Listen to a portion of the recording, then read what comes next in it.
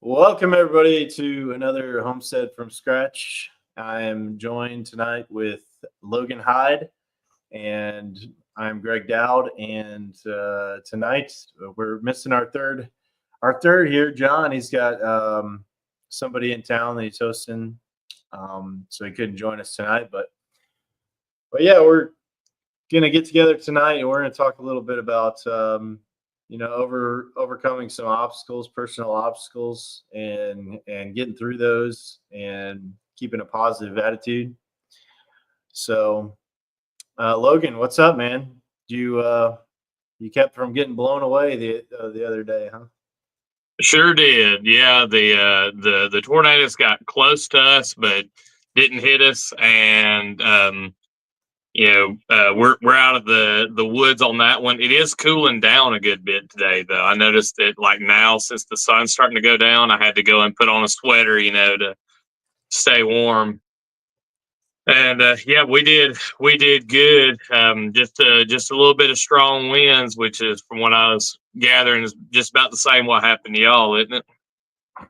Yeah, we just got hit with some pretty strong winds, and it luckily dissipated enough when it hit our area that it didn't cause any damages or anything like that. So thank God for that. So so yeah, man. I don't know if we could kind of kick this off, maybe talking about. I know in my own life that I have, had my highs and my lows, and at probably pretty low points in my life, I have decided that personally I was going to focus on something positive to work towards, because the situation I was in at the time, I was kind of going on like kind of a negative downward trend. And um, for me, it took taking a radical change in my life to kind of turn things around. I started making some pretty radical changes and getting myself out of the current environment I was in.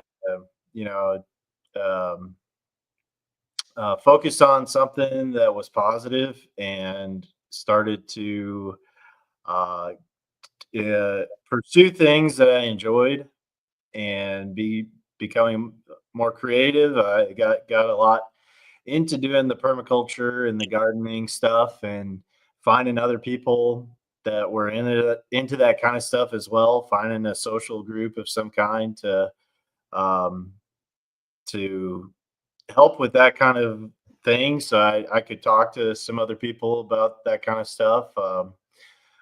And recently been working on my health, and focusing on getting in better shape, and that has really had a big difference in my mental capabilities. And I've been listening a lot to some of these personal developments podcasts, specifically Jordan Peterson's podcast.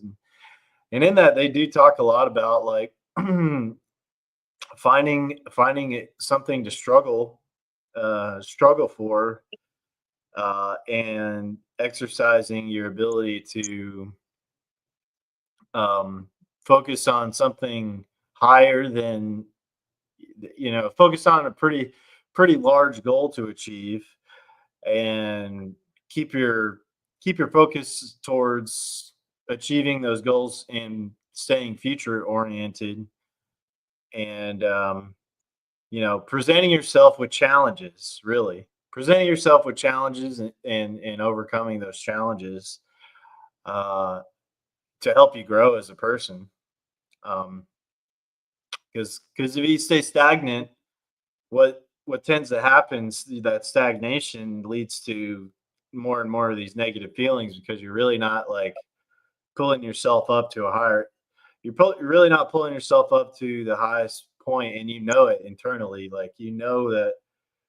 And that kind of eats away at you over time. So um those are some of the things like that I've kind of found is by challenging myself and pushing myself to specifically with the fitness. And I think that is somewhat of a key is like you gotta do something that occupies your brain because your brain will start to create all these problems that you don't really have.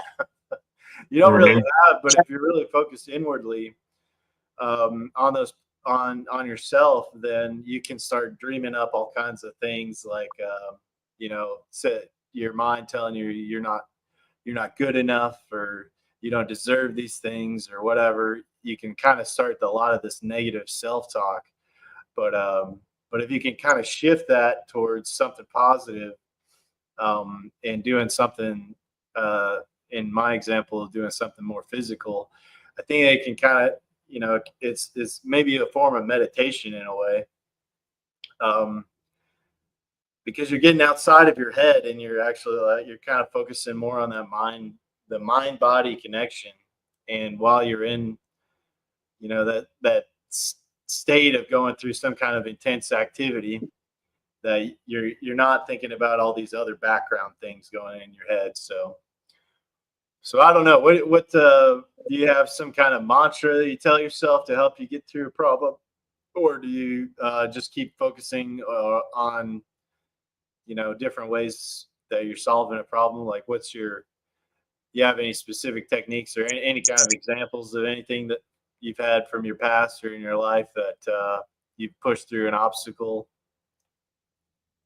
Yeah,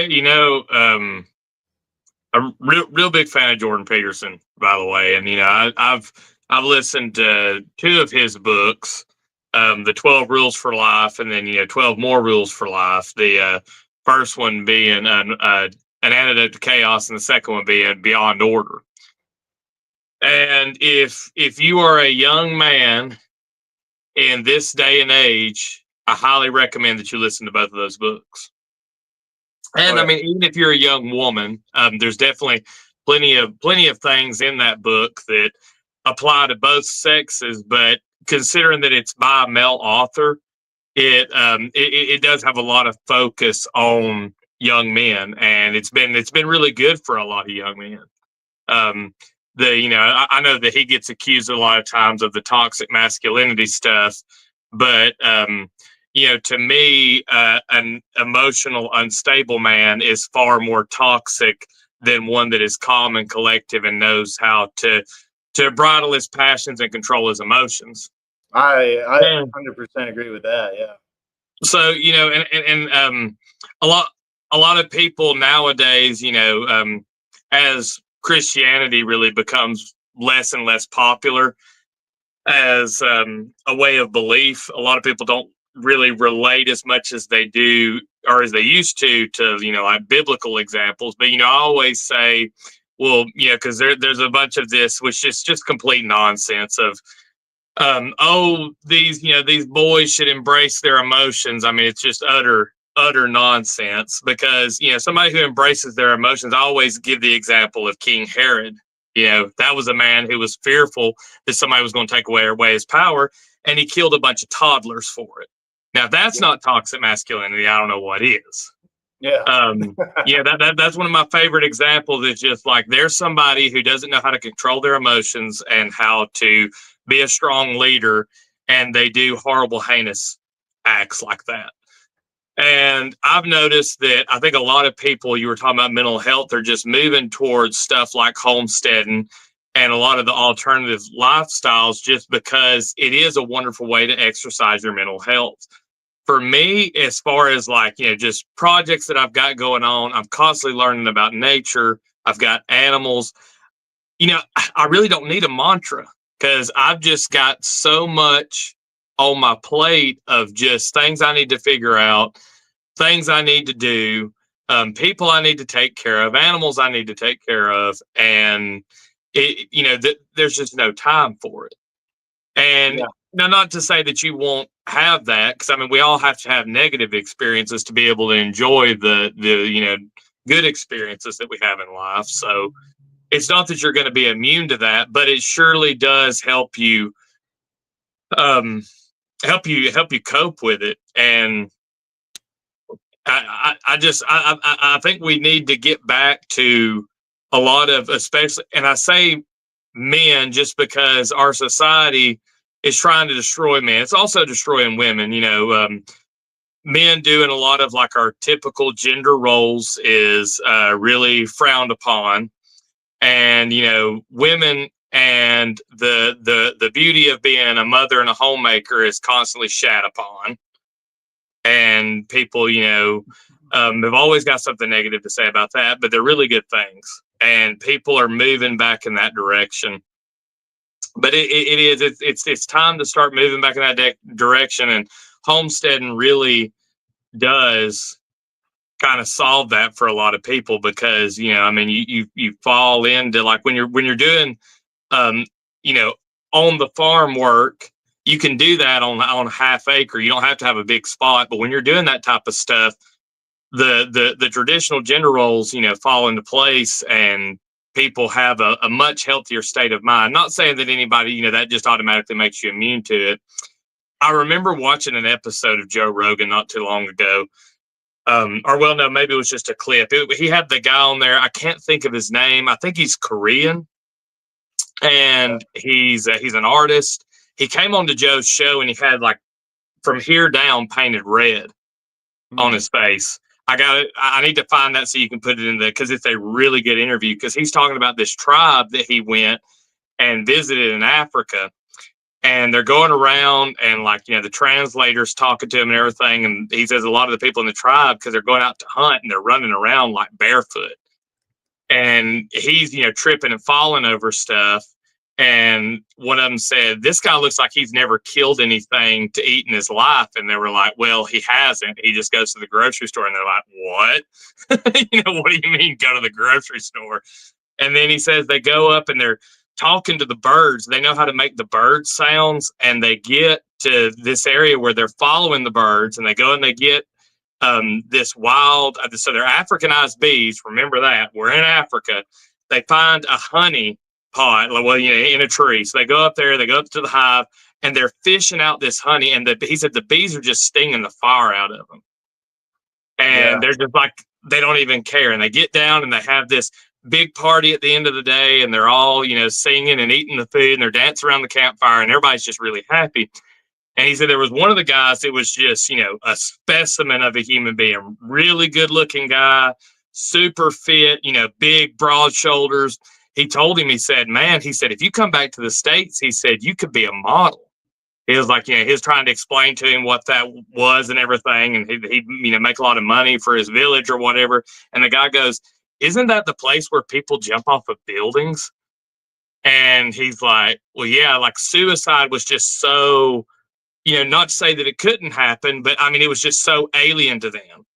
And just all the stuff they put in our food, the way they try to keep us sedentary with, entertainment.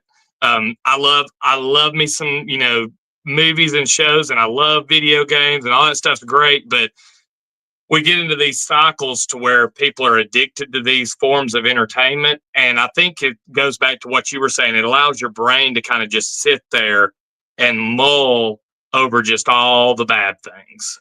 My life sucks, this, that, and the other, rather than being more of a problem solver of, like, what can I do today to make my life better tomorrow? Yeah, and I've also been listening to some of the information coming from this guy, Dr. Jack Cruz, and he has talked about how the artificial light has a big factor in that,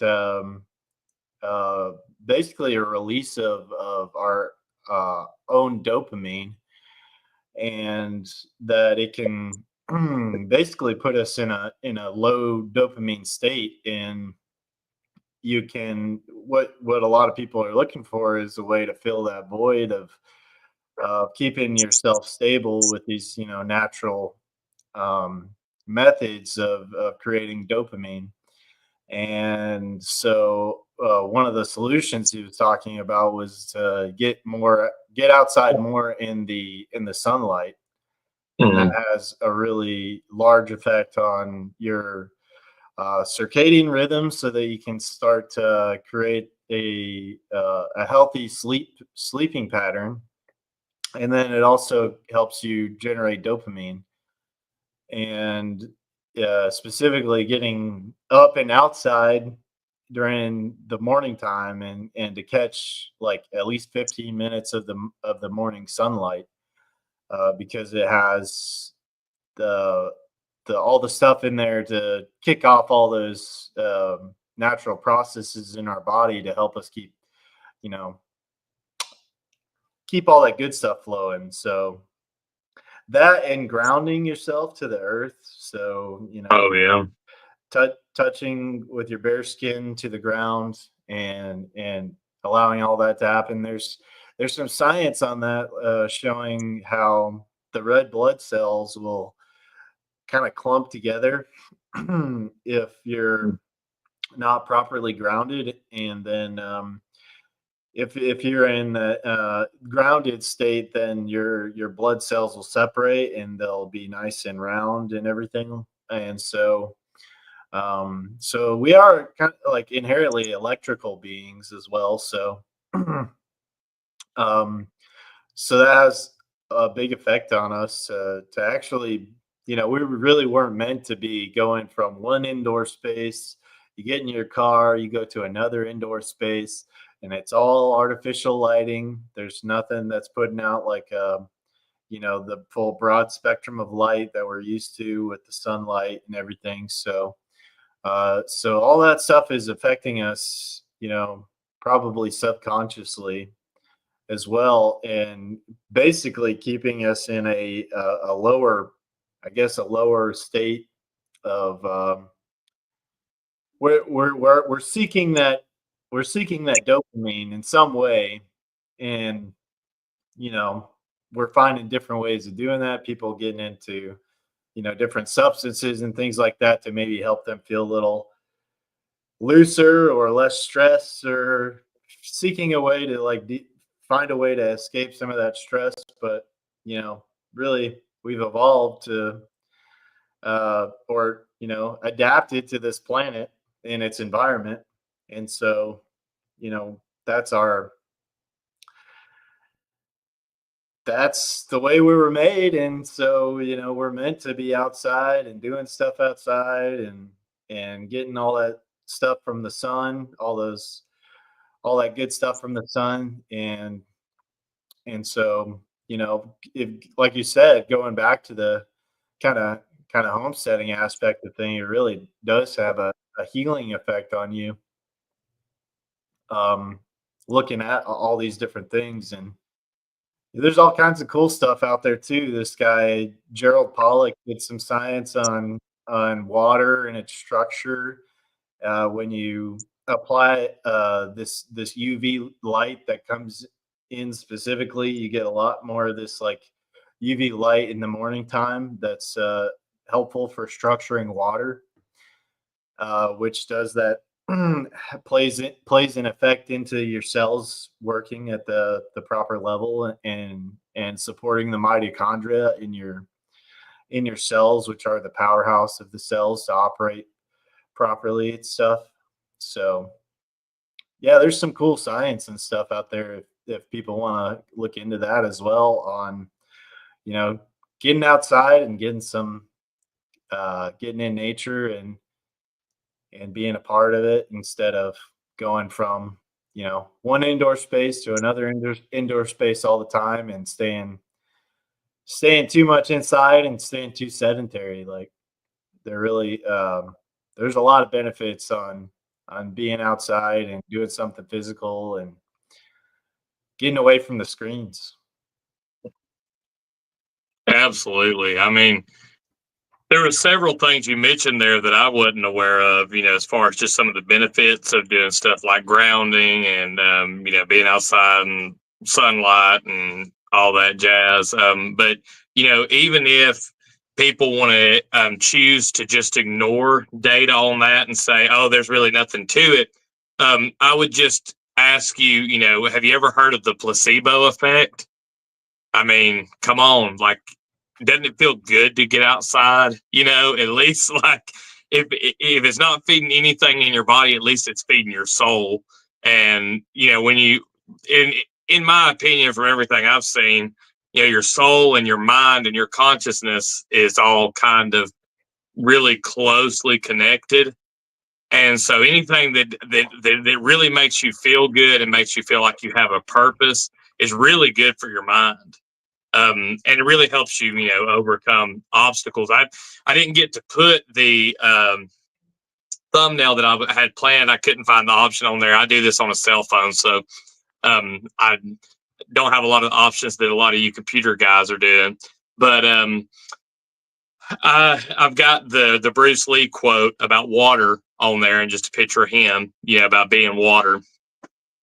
And really, if you're homesteading or you're wanting to live anything that's out of the norm, even if you're living in like the quote unquote matrix, and you're doing just like everything that the government and society wants you to do, then you're still going to have to be able to adapt and overcome stuff. I mean, the notion that you're going to go throughout your life and everything is going to be the same is ludicrous. I mean, you're looking at just like when people talk about abnormal weather. It's like, no, the only abnormal weather is if everything stayed the same. That's the only time you really would have abnormal weather. You pull up, Bruce for us. Oh yeah, there he is. Mm-hmm. So yeah, I'd say, empty your mind, be formless, shapeless, like water.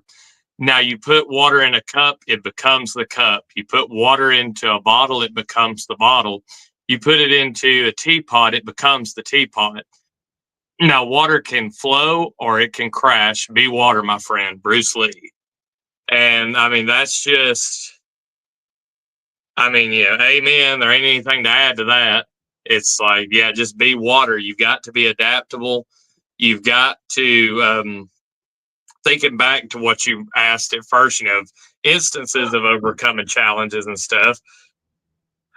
There's so many of them, I don't even keep up with them.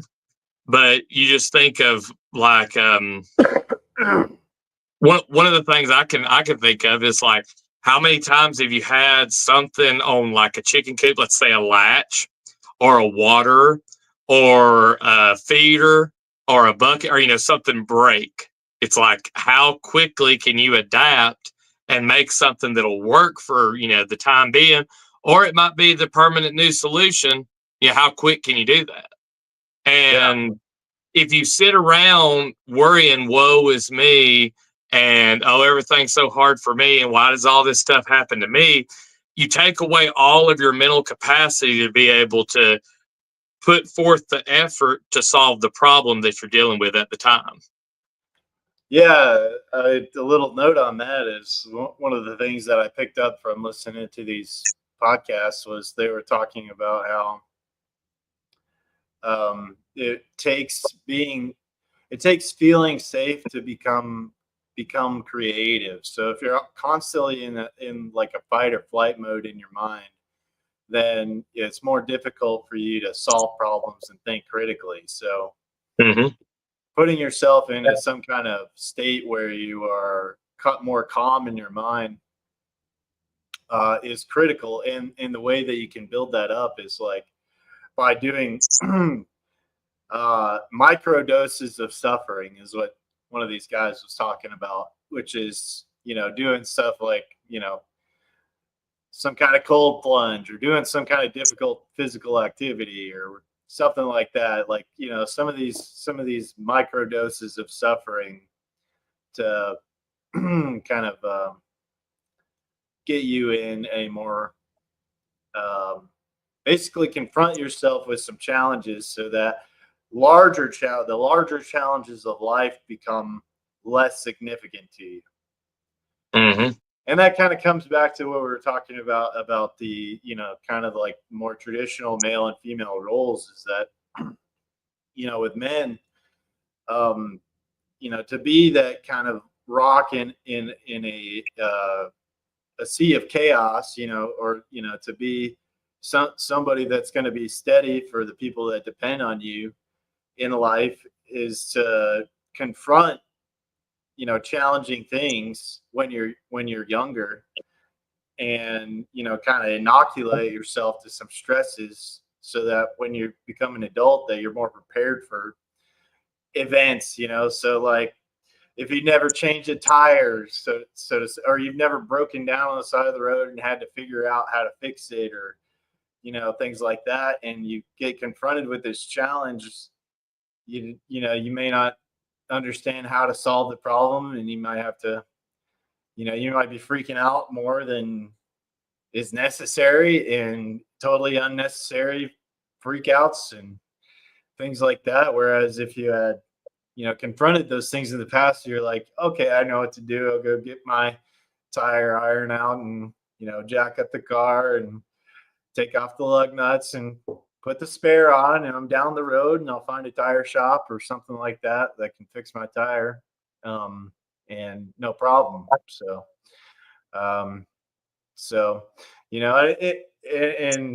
there are these, instances that I've come across where somebody, I don't know, it's another part of like being prepared mindset too, is like, I have some extra battery cable in my car, and one time I was coming home, and this guy had a short in his battery cable, and we were able to like re-splice him in a new battery cable so that his car could get running again. So because I had some extra battery cable wire in my car, and it was just like figuring out a way to solve the problem.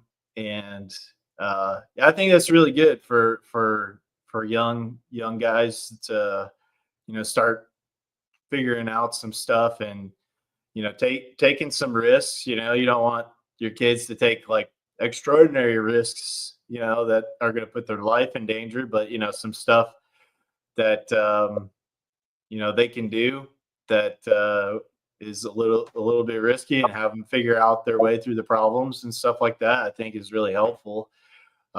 Because that was another thing that I think Jordan Peterson had on this lady that was talking about how when you kind of go into the female side of things, like women want to nurture, right?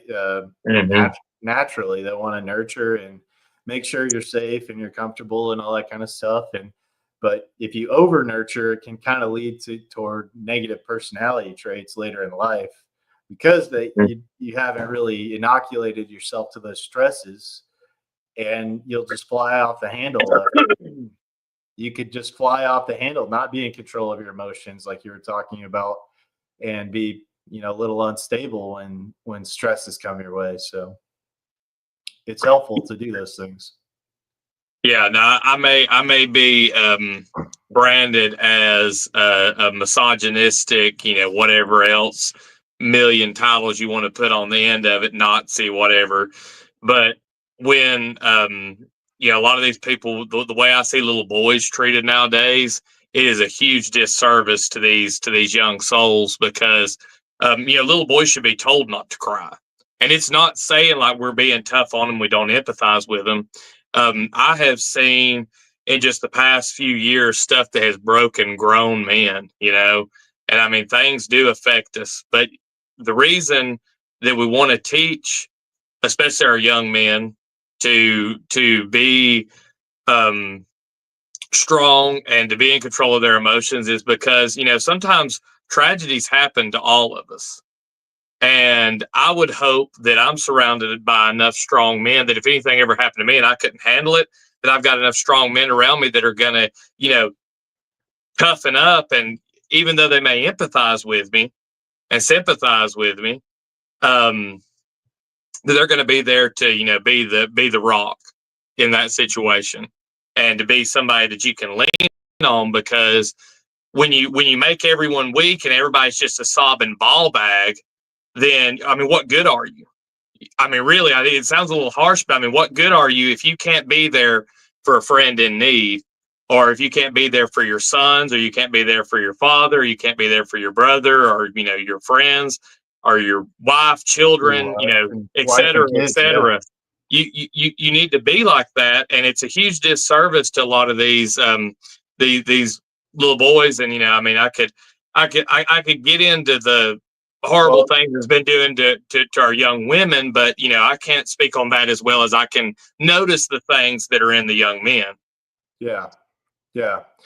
Well, that's why it's good to have the mom and the dad, because then your dad is going to allow you to make some mistakes, and Hmm. go take some risks, and you figure out, oh, well, that didn't work out so good for me, so I'm going to change my the way I think about this problem the next time it's presented to me, and instead of just saying that, just getting comforted by something, you fall because you jump from too high of a thing, and now that's your limit. Like, you can't jump that high. Like, it's gonna hurt pretty bad, or you touch something that's hot or something like that, and maybe your mom might like prevent you from doing that, but maybe your dad will be like, if it's not gonna like cause scarring or whatever, like,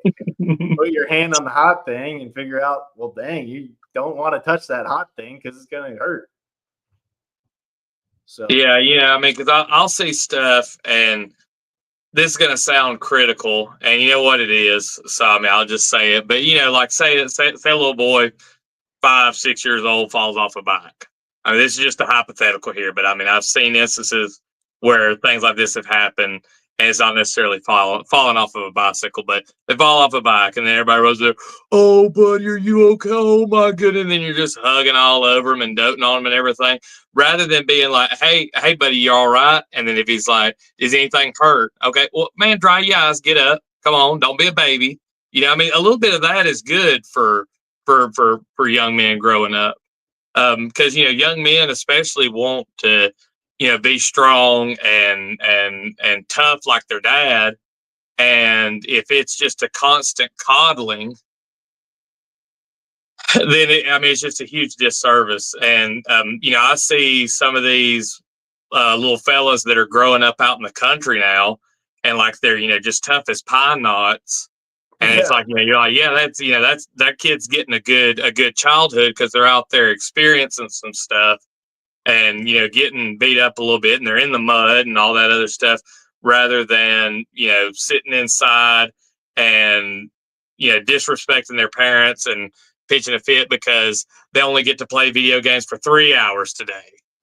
yeah, yeah, yeah. One of my buddies, he's got his kids in wrestling, and a lot of times he'll say that they'll get beat, and then they feel real bad about getting beat by their opponent or whatever, and they're he's said he's had conversations with them saying like, hey, you fought that guy, he was better than you, and you're gonna figure out, take it as a lesson to see how you can make yourself better for next time, so that that guy was better than you, he had some techniques, maybe you can figure out how to get around those techniques that he used on you for your next opponent.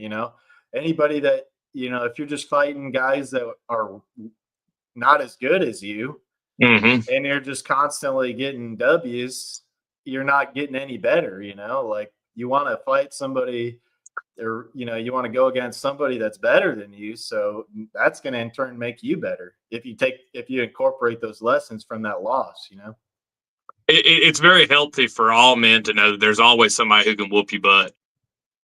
It's very healthy to know that, because and especially like nowadays it's all like oh, physical violence. Oh, and I mean, now me, I've got a family to take care of. I'm not going to the bar and being like, let me see if I can start a fight with somebody to see how tough I am.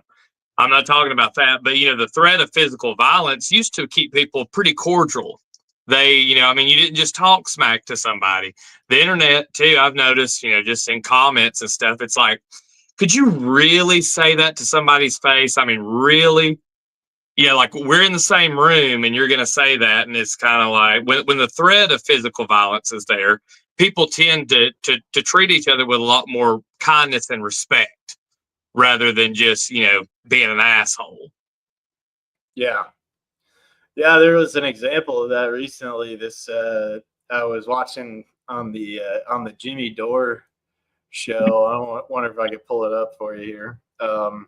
But this guy was on TikTok, and he's like known for doing pranks and stuff like that. And this guy was in like a grocery store spraying like bug spray on the food at the store. And so there's people like that are around now. Like if at some point somebody's gonna whoop his ass. and I mean, had I seen that, I would be like, ooh, am I gonna go to jail tonight? I mean, yeah. Let's see if I can pull this up. Because it would be worth, whooping somebody over doing something retarded like that. Yeah. I mean, that's people's food. I guess so. Mesa police arrested 27-year-old Charles Smith for allegedly spraying pesticides on produce at a Mesa Walmart and filming it for a reckless social media post. Smith went into a Walmart located at Stapley and Baseline Roads Thursday evening, planning to film pranks. That's a prank? A video showing a man spraying bug spray on yams, lemons, chicken, and other produce was uploaded to Instagram by TikTok by a user known as Wolfie Coletti. The original video has since been deleted, but reposts are circulating online. Through investigative means and the assistance from the Tempe Police Department, detectives were able to identify Smith as the suspect. Mesa police contacted Smith, and he turned himself in voluntarily. During the interview, Smith admitted to the theft and spraying of the pesticides. Did people not take a joke? Smith was booked into jail on charges of introducing poison, criminal damage, endangerment, and theft. Both Walmart Media Relations and Mesa Police. Yeah, so this guy. Is he filming himself doing it? Yes, he's filming himself doing it. So, I mean, what the hell? I know that all of that food has already been sprayed with pesticides, but it ain't hot shot. Yeah, I mean, come on. It's not. Come on now. It's like it's not literal. Okay, yes. A lot of the pesticides that are not organic, that are sprayed on and some of them probably that even are organic, that are sprayed on these fruits and vegetables are doing us harm in some way. And it may be a real slow harm, but I mean, that hot shot, I mean, come on. That is a whole nother level. That is like, kill on contact. Yeah. Just like, I mean, if you've ever smelt that stuff, oh God. Yeah. But I mean, yeah, like at what point do people doing that kind of stuff does not just six guys get on him and just start wailing on him? But I'm gonna tell you right now, I don't care how tough you are, six big dudes come over, it's like, give up. Just give up. I mean, you're not doing anything. I mean, everybody's seen Batman Begins and thinks like, oh yeah, I could just see myself over there fighting off, 10 guys at one time. It's like, no, that's a daggum fantasy. You're not going to be doing that. And I don't, the whole prank thing is getting way out of hand. Way out of hand. I mean, a prank is like, Cause I mean, there are some of them that are funny and like people are just genuinely laughing at the end of it, right? But then you've got people like the whole thing about like taking somebody's hat or slapping them in the face. You're just begging to get into a world of trouble. Or putting on a mask and jumping out and trying to scare somebody or something like that. I mean, oh yeah, you do that to the wrong person, man. God, you get shot is what happens. You might get killed, yeah. So. But yeah, it's I'm really optimistic and pessimistic at the same time about the future. And one good thing is I mean, people I think getting back connected to the earth, you'll get less and less of these fools running around in Walmart spraying hot shot on stuff. Well, number one, you're growing more of your own food. You don't have to Yeah. be buying it from the grocery stores that people might be spraying down. I dare dude, man, to come onto my property and start spraying my stuff with a hot shot. Oh, shit. Dare him. Bring it on, man. Yeah. Yeah. Yeah. So, I mean, maybe that guy never had a dad that set him straight. I don't know. And he's doing all this stuff to become kind of a nuisance in society. And I do. I sympathize with people who had a rough home life growing up and rough childhood and stuff. I mean, that is horrible. But there also comes a point to where you can't blame everything on that. And you have to start taking responsibility. I mean, surely everybody gets to a point to where it's like, hey, if I keep acting like this, the consequences can't be good. But they can't.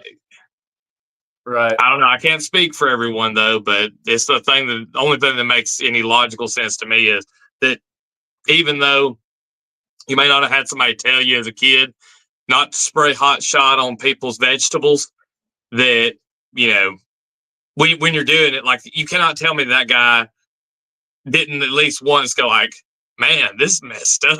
What I'm doing. Like, come on. Yeah.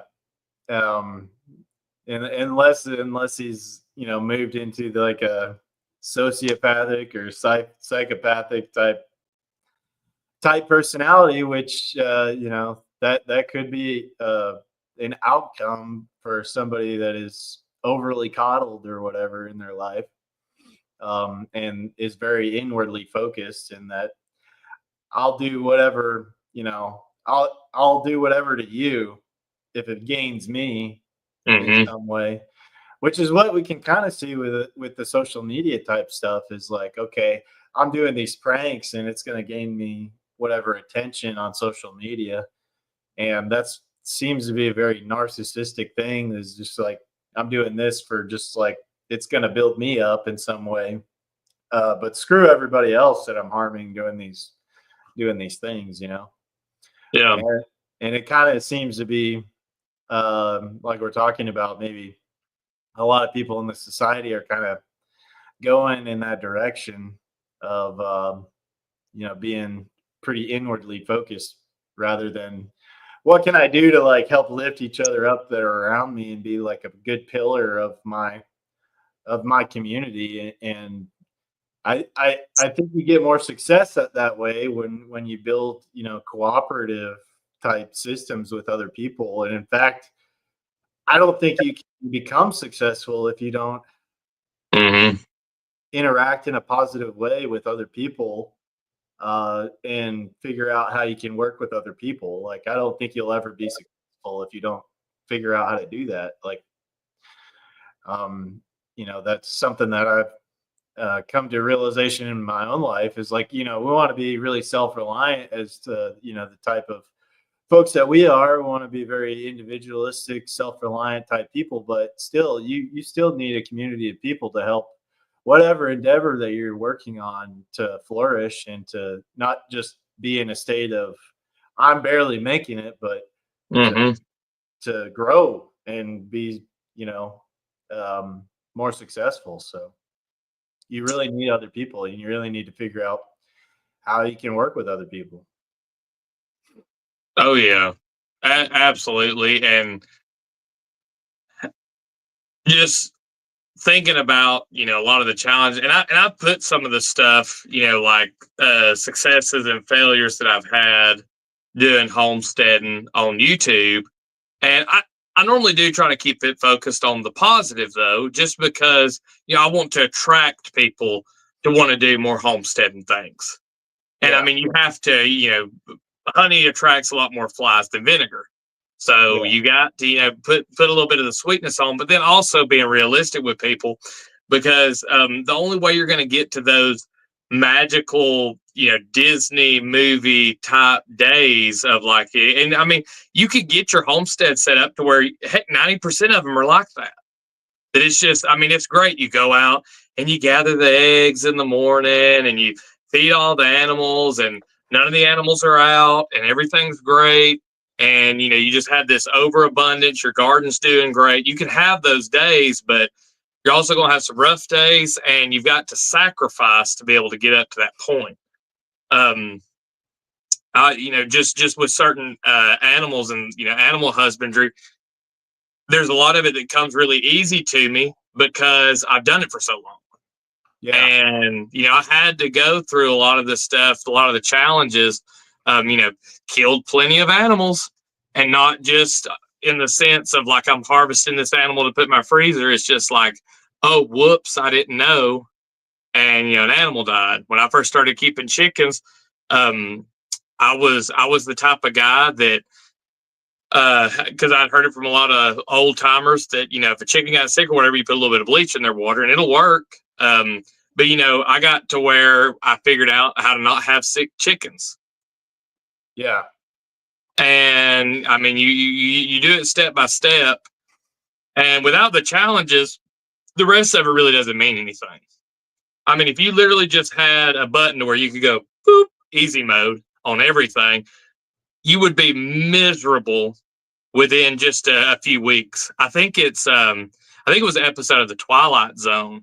If anybody remembers that old show, not that I was alive when it was coming on, but I watched a lot of The Twilight Zone, and there's an episode where a dude's he thinks he's died and he's gone to heaven, and he's in this hotel room, and then he goes down and he gambles. He wins every time, like he's winning the big bucks every time. Got all these women, like everything's great and everything, and he eventually gets to where he's at the table, and I mean, he just looks like he wants to kill himself because he wins again real big, and like there's no meaning to any of the great things that are happening, and he's just miserable. And then like at the end, it's revealed, he's like, the guy tells him like, what made you think you were or what made you think that you were in heaven? And he's like, well, everything was so great. He's like, you're in hell, buddy, pretty much. And the guy's like, nah. But it's the truth. Man, I mean, just the stagnant, no meaning, no suffering.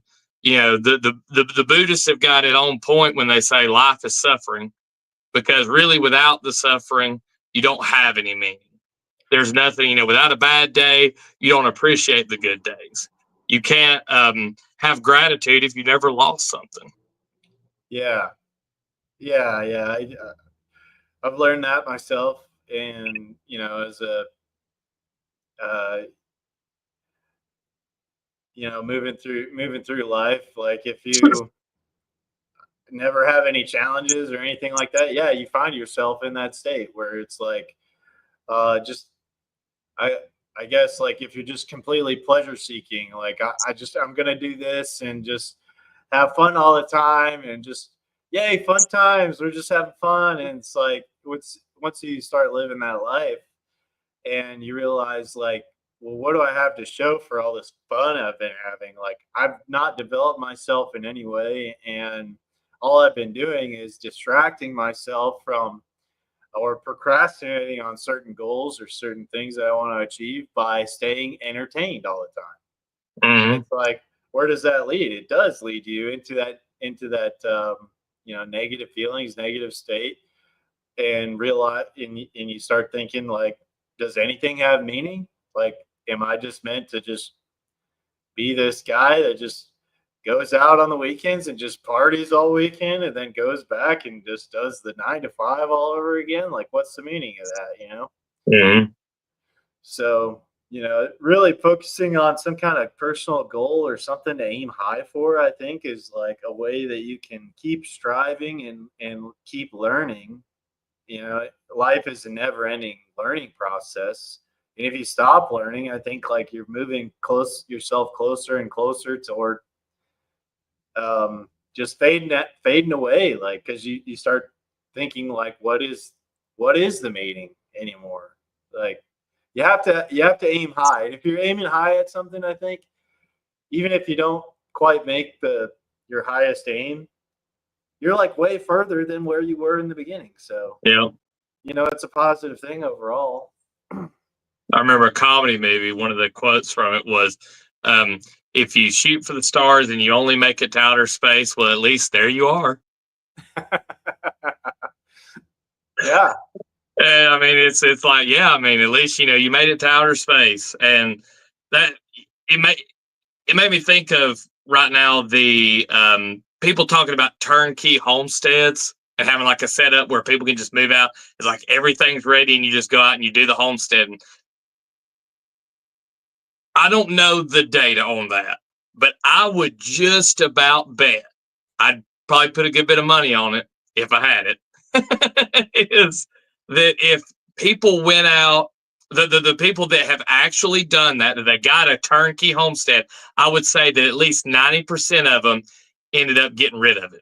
It'd probably fall apart on you pretty quick. And it probably falls because the thing is you didn't go, for one, you don't appreciate it because like if you like I saw what was that movie that was coming out? It was it Homestead, the one that was going to come out like on they were doing a giveaway and they gave like all this stuff for Homestead. Now I looked at it, and considering like how much I have done to get all of my systems in play, I kind of thought like I wouldn't mind getting that.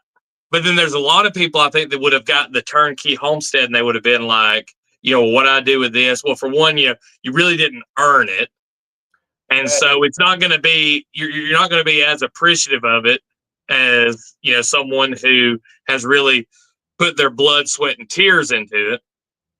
And then you haven't gone through all the learning curves of keeping the different stuff and figuring everything out. Yeah. That's and the adaptability thing of it too. Like when you invest a lot of money and stuff into infrastructure, I think it's a blessing to kind of be, strapped on your budget when you're starting out, just because it'll make you be more creative. It also makes sure that you're not sinking a lot of capital into something that you might change. Like I put a lot into the rabbits, and I ended up quitting the rabbits after 4 or 5 years. Yeah. Something like that. And I didn't have a huge like facility of just everything rabbits, so it didn't hurt to say like, hey, I'm bailing out now. Like be able to take some time to get used to stuff, just like with keeping the poultry, the ducks and the chickens. I've done that for so long.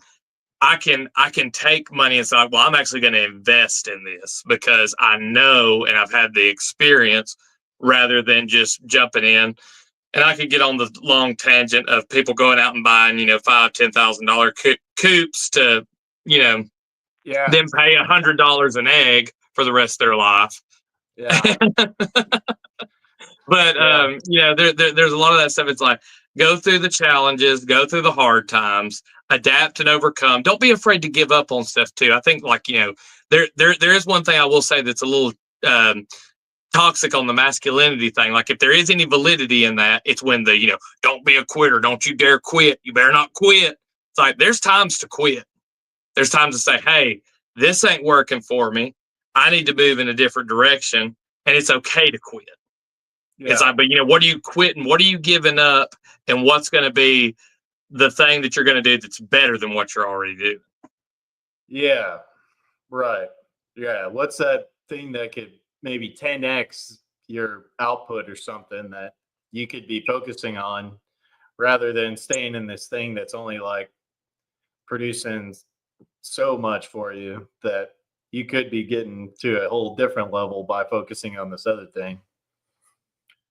Yeah, that is critical. Like if you're kind of stuck on this one idea or whatever, and you're kind of like, it's not really developing, like you should adapt. You should adapt to something and change course a little bit on where you're going next. Like I think that was one thing that John Willis kind of conveyed to me, was that, don't worry about this one idea that you have to make it be successful. Like you might have to try a bunch of different ideas and one thing will hit, and then that whole string of ideas. But if you get locked into like one thing and you don't evolve and keep growing and keep testing out different things, that you're going to stay stuck in this one spot. So yeah, you got to be flexible. You got to keep adapting and keep trying out different things and figuring out what's going to work. Like I've heard another comedian I follow Sam Hyatt, he talks about that too, is that, Mhm. don't get stuck on one idea. Like you've got to realistically, the people that become successful that you see, they've tried like 10,000 different things and like this one thing was successful. And so they poured a lot of more effort into that. So to help that grow. So yeah. Yeah, you got to be willing to adapt. Yeah, that's a good point. Yep, be water. Be like water. Gotta be the cup, the teapot, and the glass, and everything else.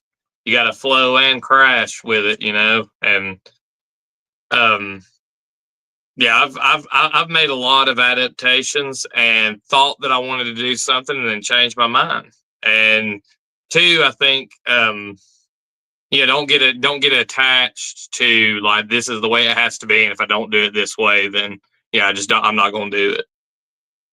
Because it's okay, and it's okay to have losses, and you may go out and you may get the gateway drug of the chickens, and you may keep them for a while, and you may sink a little bit of money into it, and you never really made any money on your eggs because you realized by the time the hens got to laying age, you really didn't want to keep chickens, and you were more of a gardening person, and you wanted to have like maybe you had a small pasture that you wanted to run a couple of pigs or lambs or cows on, and you figured out that was just a better fit for you. And it's okay to just say, hey, cut the losses. Because I would say that just about, I'd say it's probably 100% of anybody who just either grows up living in the country and kind of does homesteading just from, young, or people who come from the city, everybody's lost some money on homesteading, trying different things. And it's okay because it's an education. It's a hands-on education of what to do, what not to do, what's going to produce for you, what grows in your area. I mean, how many people? Heck, I can go out here right now and show you probably 9 apple trees that did good for like a year, but then, like you talked about, the apple cedar rust got on them. And I was actually just telling somebody about that today. I think y'all have the Arkansas Black? Yeah. Arkansas Black is more adapted to, it doesn't get that specific rust on it like some of the other varieties, but it doesn't create like a large apple like some of those other varieties will. It's like a smaller apple, and we still haven't gotten a crop from that Arkansas Black tree. It's probably been like, I don't know, maybe over 6 years. Oh, wow. So hopefully we start seeing some produce from that soon, but it doesn't get the blight. It doesn't get that cedar rust like the other apple trees do. And it seems like it's a little bit better adapted for this climate and over some other varieties. But yeah, I think they like a little bit, maybe a little bit more cold climates. But yeah, we had some, so we've made plenty of mistakes with planting those fruit trees by planting them pretty close to each other, and then like the pruning techniques on keeping a lot of airflow moving through them, and we've had planted some in rows where they were all the same varieties, and so some disease caught one variety and started moving to the other ones, and they just started dying all in that row. So learning that it's good to kind of break up different varieties and plant them so that they're not the same variety all in one row in case there is some kind of disease that spreads between all of them. So yeah, but you have to take some risks and to try to figure this stuff out. Like you have to do some research, but don't get caught in an analysis paralysis mode, or else you'll never do anything. You really have to just start doing some stuff and figuring it out as you go. Absolutely. And I could sit here and pout about how I got Red Delicious and Golden Delicious and Granny Smith out there, and they produce some, but then a lot of them get got by the Japanese beetles and everything, and I can just whine about it. Or I can do like what I'm going to do this coming up here, and I'm going to pollard them. I'm just gonna say the heck with the fruit. Yeah, I'm gonna use the pollards as a way to just have a little something that's a different, something different for my animals, because animals love apple leaves, and stuff like sheep, goats, rabbits love apple cambium. So if you've got the sticks, you trim them in winter. It's a great little snack. I mean, there's white-tailed deer will survive off of stuff like that during the wintertime and eating buds and everything. So I can do that, and then I can use the wood that's left over. I can use it to smoke or something, or I might make some char out of it. And it's just that they've got blossoms, so they're food for pollinators. It's like, just take it, rather than saying like, "Hey, I lost." We could say, "I just got a different win." There you go. Awesome. Well, that's pretty good to probably wrap it up with. Logan, where can people find you and support you? Hideaway Homestead on YouTube. It's HYDE. Little word play there on my last name. You can also email me at hideawayhomestead@gmail.com if you're interested. I did put out a video Thursday for anybody who wanted some poplar cuttings. I had them, let's see here, 20, was it? I think it was 20 for 25, something like that. So you can email me about that if you're interested. But I mean, tonight's the deadline. Tomorrow they're going in the ground, the ones that I have left over, because they're already starting to bud out. And so my tip cuttings are they're to the point to where I'm not going to put them in a box to ship them, because there's a chance they may not be that great for somebody trying to start them up. It'd have to be some of the larger ones. But yeah, if anybody else was wanting to get on that train, you'd have to do it tonight. But that's the deadline. Okay, cool. And I'm Greg Dowd. I do the Tinker Tribe podcast and started a new podcast on Thursdays. We didn't do one this week because my buddy Robbie was busy, but yeah, we're doing one kind of focused on coincidences that we're seeing in the world, and kind of getting into some crazy technology stuff that we've researched, and current events and stuff like that. Some coincidences, that have stacked up in recent events. So if you're interested in that kind of stuff, come check us out on Thursday nights for that. And then doing this every Sunday night with Logan and John. So hope to see some folks in the future, and we will catch you guys next time.